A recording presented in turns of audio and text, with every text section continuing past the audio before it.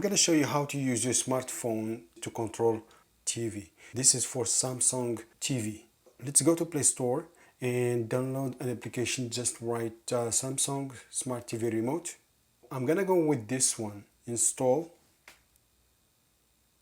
open.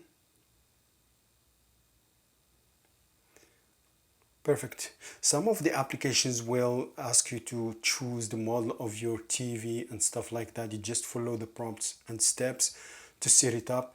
It's exactly the same as the original remote. As you can see, I can scroll up, scroll down.